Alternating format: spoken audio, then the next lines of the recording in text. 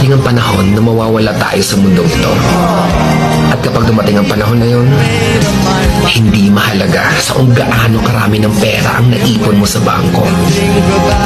Hindi rin mahalaga sa kung gaano ka successful sa trabaho o sa business mo. At lalong hindi mahalaga sa kung gaano kaganda ng mukha at ng katawan mo.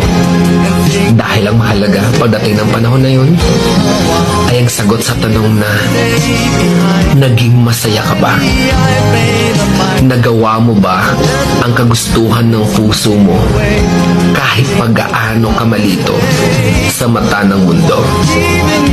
Dahil sa huli naman, ikaw naman magdadala ng mga memories na yon sa libingan mo.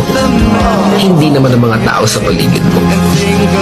So make sure na bago pa dumating ang panahon na aalis na tayo sa mundong ito, siguraduhin mo sa sarili mo na magiging masaya ka at magagawa mo ang kagustuhan ng puso mo kahit pag-aano ka kontra ng mga tao sa mundo.